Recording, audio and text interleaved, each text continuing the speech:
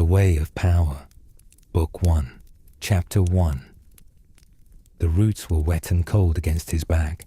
He pressed himself harder into them, into the earth beneath the old oak, as if the tree itself might open up and swallow him whole.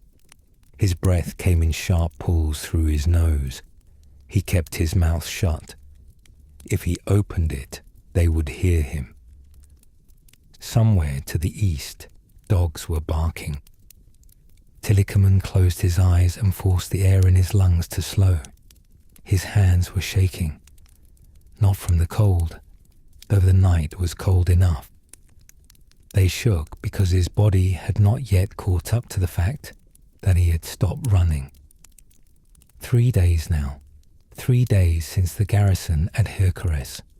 3 days since he had cut the rope that tied his horse to the post outside the barracks, mounted it in the dark, and ridden southwest until the horse would go no further. Then he had gone on foot. He could still hear the dogs, fainter now, or maybe not. It was hard to tell with the wind. He opened his eyes and stared up into the branches above him. Broad leaves, dark against darker sky. No moon. That was good. A moon would have killed him by now. His ribs ached on his left side, a deep soreness that had been there for years. It had never healed right. He shifted against the roots, and the pain flared.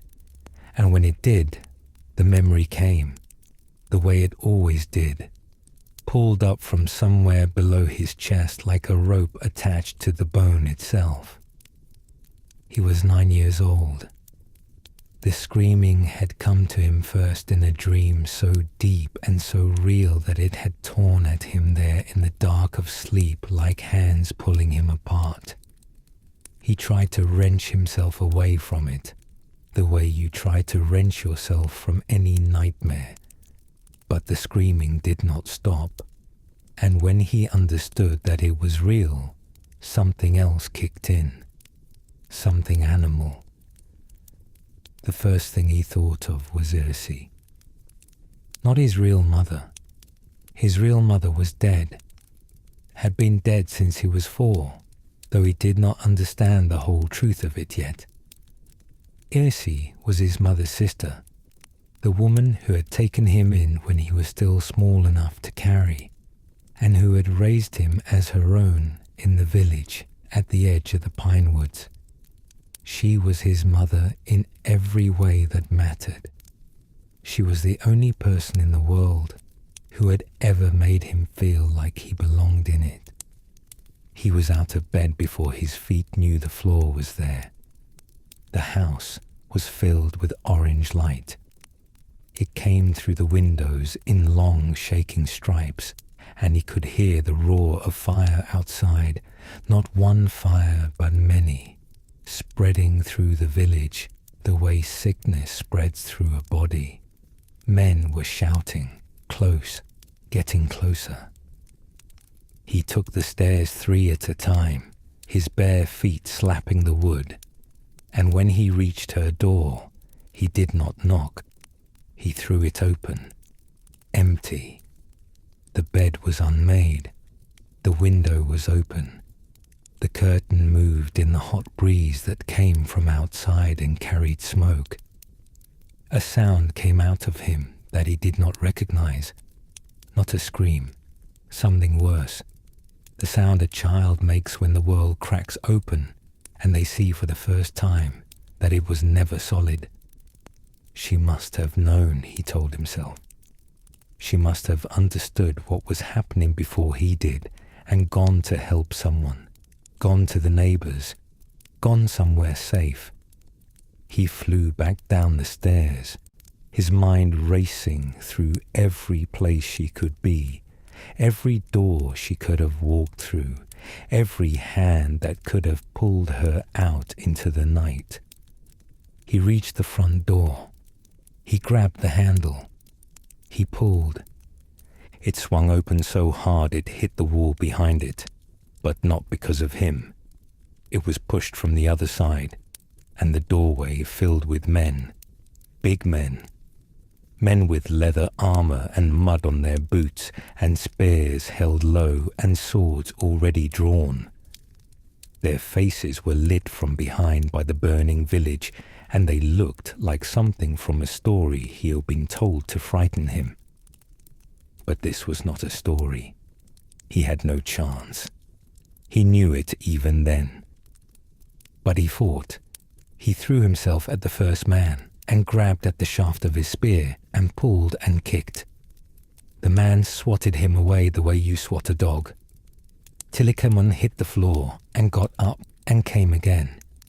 He did not care. He did not care if they killed him. He wanted them to know that he had something in him that they could not take, that even a boy from the pine woods could make them work for it. But it was not true. The first blow took his legs out from under him.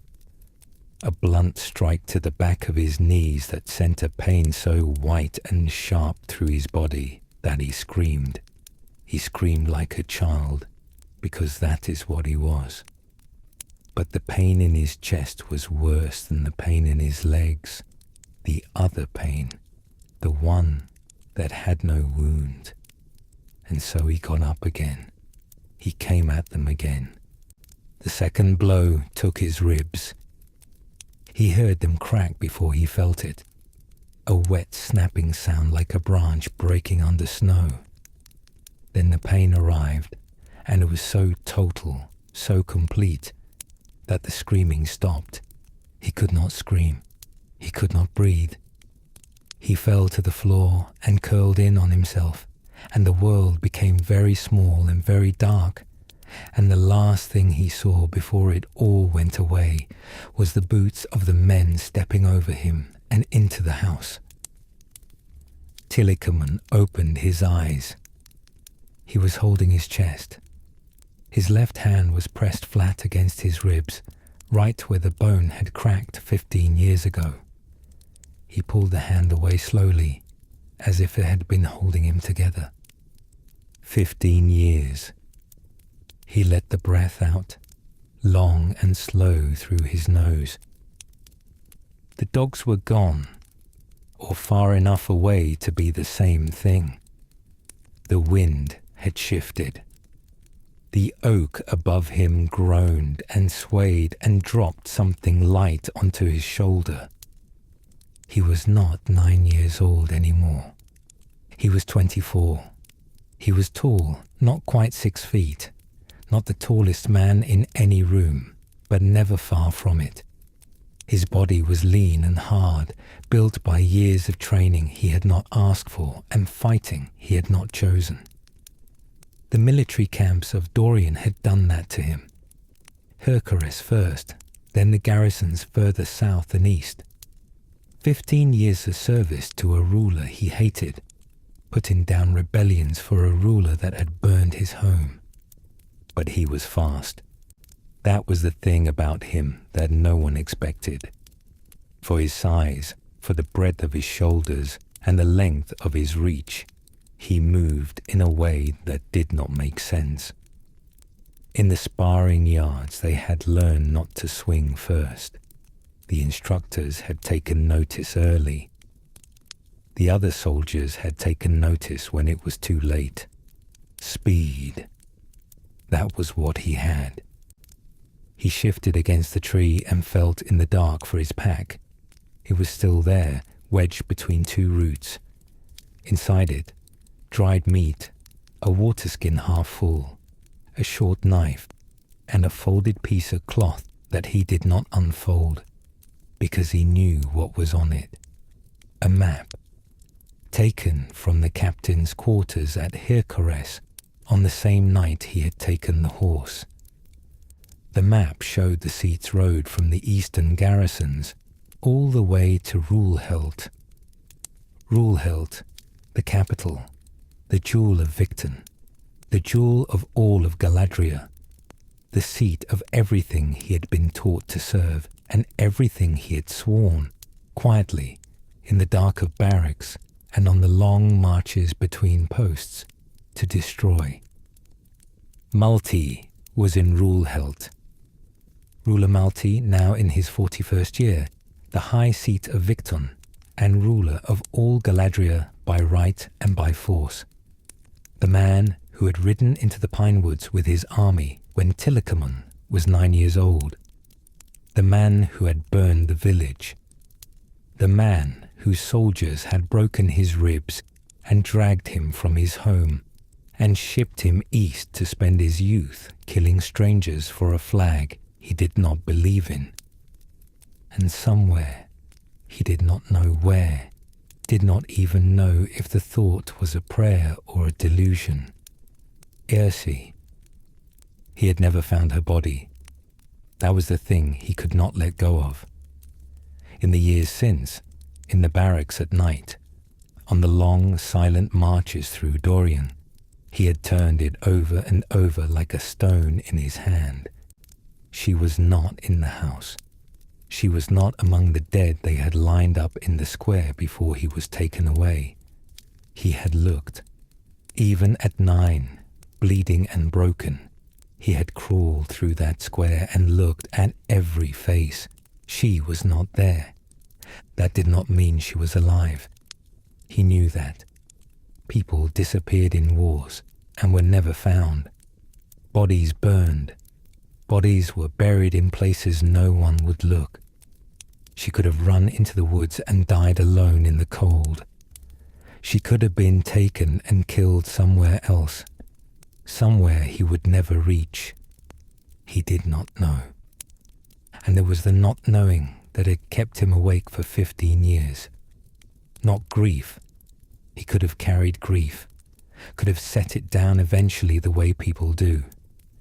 It was the absence of an answer, the empty room, the open window, the curtain moving in the smoke. He could not bury what he had not found, so he carried it.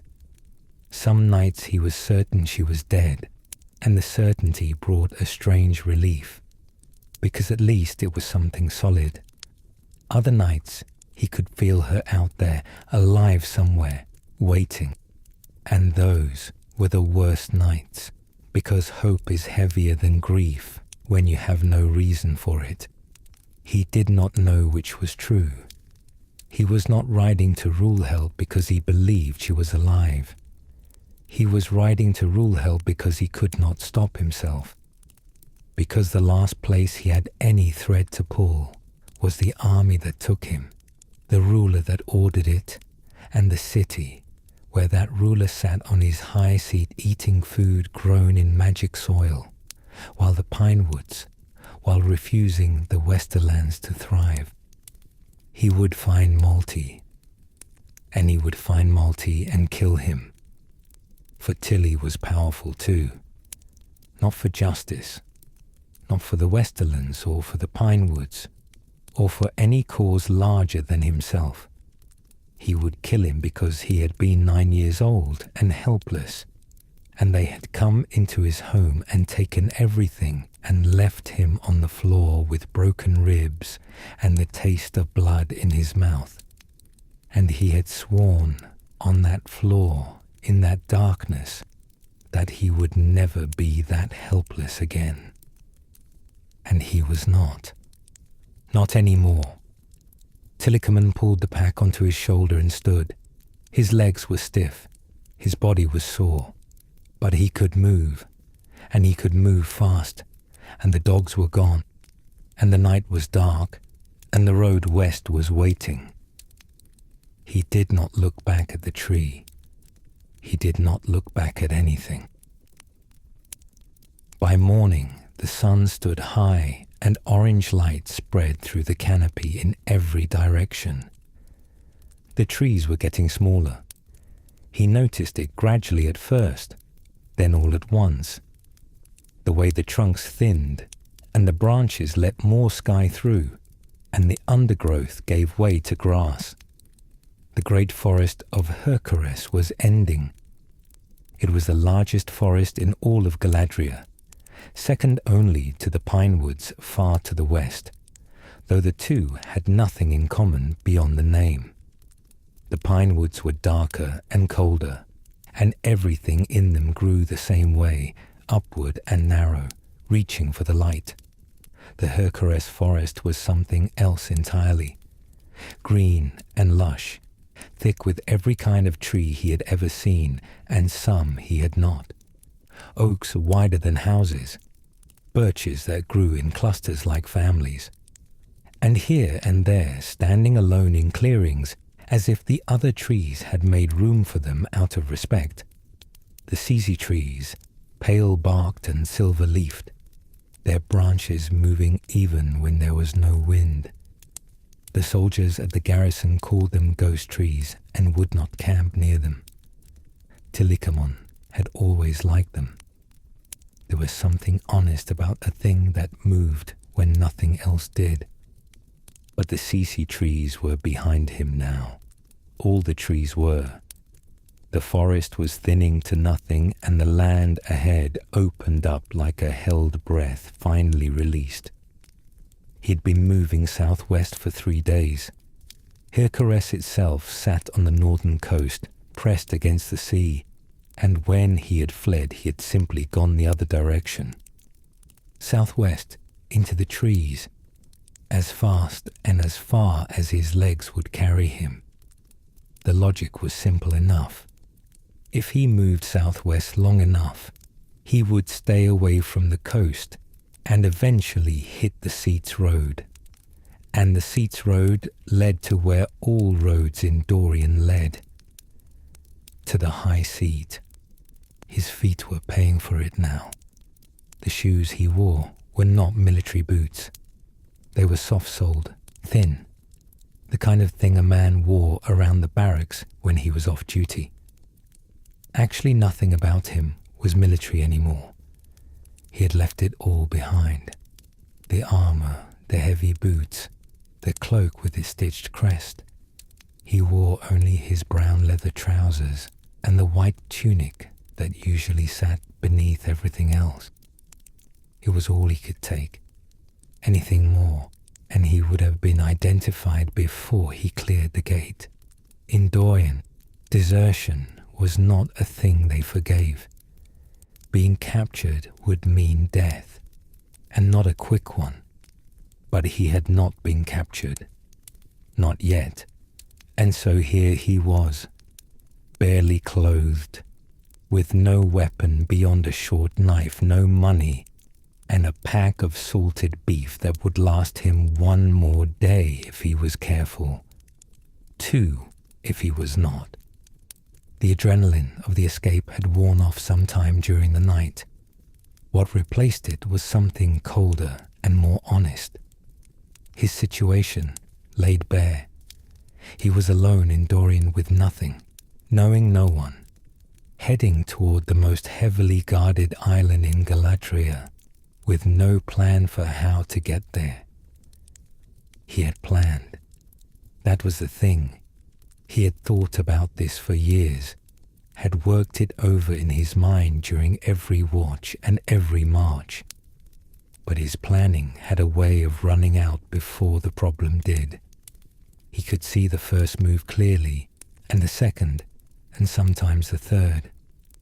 After that, it became fog. That was his nature, and he knew it. He was a man who moved first and figured the rest out on the way. More spontaneous adventurer than careful strategist. It had kept him alive more than once. It had also nearly killed him more than once. And even getting this far was a bit surprising to him, if he was honest about it. The road carried him through the open land, and the world changed around him as he walked. Over the horizon, hills appeared.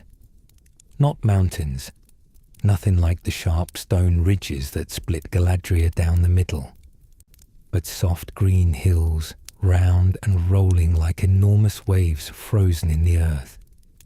An odd farm sat on the hilltop here and there, the land around it carved into rows of dark soil, and the sight of them made something tighten in his chest. People lived here, worked here. He was leaving the wild emptiness of the forest behind and walking into the populated Dorian. That meant it was going to get harder to disappear. The sun was setting by the time the farms began to close in on each other. Where before they had been lonely outposts on distant hilltops, now they sat closer together, with fences running between them, and paths worn into the earth by years of feet and wheels. Tilikamon could read the signs. He had been stationed in enough Dorian towns to know what a village looked like before you could see it. The smart thing would be to keep going, push through the night, put more distance between himself and Hercules, sleep in a ditch somewhere past the village where no one would find him. That was the smart thing. But his body had other ideas. He was not just tired. He was hollowed out. 3 days of running, barely sleeping, eating scraps of dried meat while his heart pounded and his ears strained for dogs. The ground had been hard and cold every night, and his muscles had turned to something like rope left out in the rain. Stiff, heavy, wrong. If he was going to make it to Rulhelt, which was still weeks away on foot at least, he needed a real rest. Even a few hours in a barn, a haystack, anything softer than roots and stone. He decided to take the chance. Darkness had settled over the sky by the time the village appeared. It was not a large place. The road ran straight through its center, and there were perhaps 30 buildings on either side, most of them dark, their shutters drawn. But some had light in them. Orange flicker through small windows, the kind of light that meant fire and warmth and people sitting around tables eating food he could smell from the road. His stomach turned over on itself. And there, at the far end of the village, larger than the rest, with warm light spilling from every window and the faint sound of voices carrying through the evening air. A tavern. Tilikamon stopped at the edge of the village and stood in the dark. He watched the tavern for a long moment. He listened to the sounds inside. He thought about what he had. No money, no name anyone here would know. No story that would hold up to questions. Then he thought about the cold ground and the empty night ahead, and the long road still to come. He adjusted the pack on his shoulder and walked toward the light.